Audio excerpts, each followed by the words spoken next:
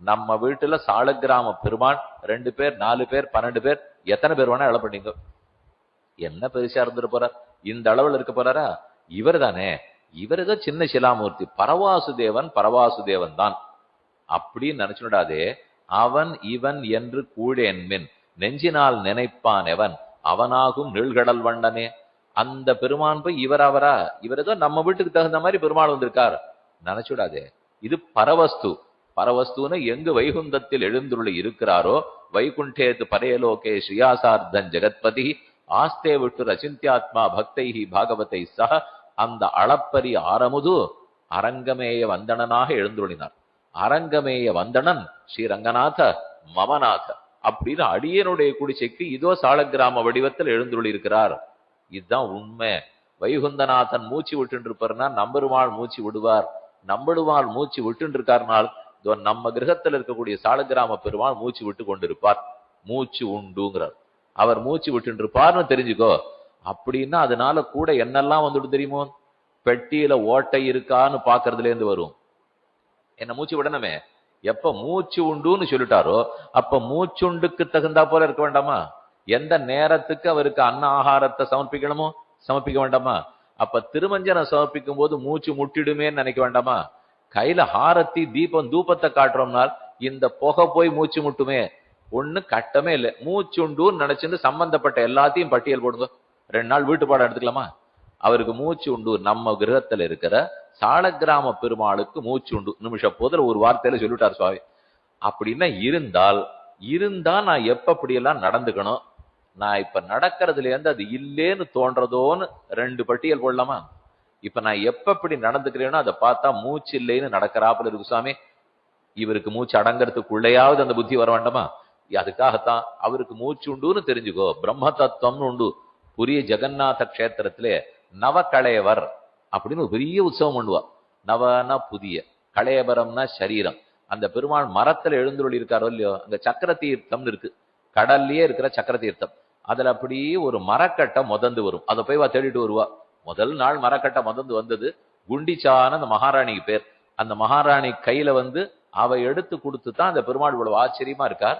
எத்தனை தரம் பண்ணாலும் அந்த கை பாதி கை, கால் பாதி கால், கண் இவ்வளவு பெருசு, இப்படித்தான் அந்த பெருமாளை எழுந்துருளுகிறார்.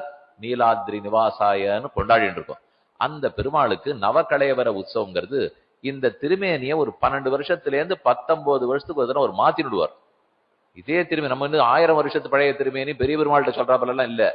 அவர் திருமேனி 10 வருஷம் 12 வருஷம் 20 வருஷம் அவ்வளவுதான்.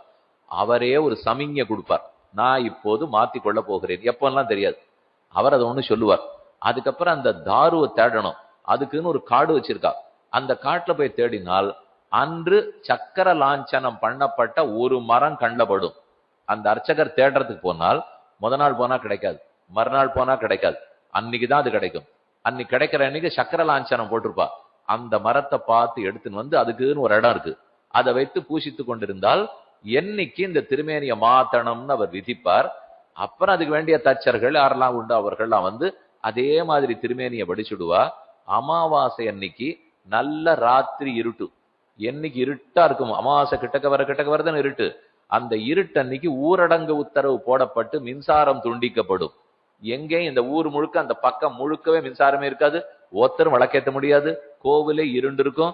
அதுக்குன்னு 90 வயசு மூத்த பூஜாரி பாண்டா இருப்பார். அந்த ஊர்ல இருக்கிற அர்ச்சக சுவாமிகளுக்கு பாண்டான்னு பேர்.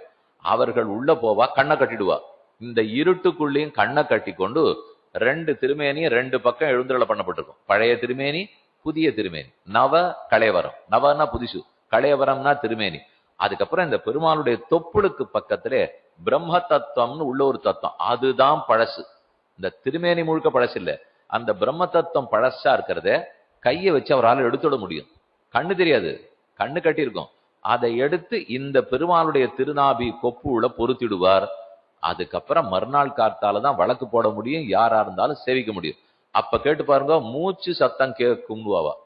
இந்த பெருமாளும் மூச்சு விட்டு இருப்பார், அந்த பெருமாளும் மூச்சு விட்டு இருப்பார். சர்வ ஜாகிரதையா பிரம்ம தத்துவத்தை மாத்திடுவோம். அதெல்லாம் சரி சுவாமி, புரி ஜெகநாதர் மூச்சு விட்டு இருப்பார்னால் இல்லை, அவர் மூச்சு விடுகிறா போலே கிருகார்ச்சை பெருமாளும் மூச்சு விட்டுதான் இருக்கிறார். அதனால அர்ச்சாவதாரமே பரவஸ்து, அவருக்கு மூச்சு உண்டு.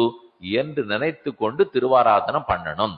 பண்ணாட்டா தவறு. தமருகந்ததெவ்வுருவம் அவ்வுருவம் தானே தமருகந்ததெப்பேர் மற்றப்பேர் என் ஆழ்வார் பாடியபடிக்கு நாமிட்ட திருநாமம், நாமிட்ட திருவாராதனம், நாம் ஆசைப்பட்ட உருவம் இதுல விரும்பி வந்து வர்த்திக்கிறார்.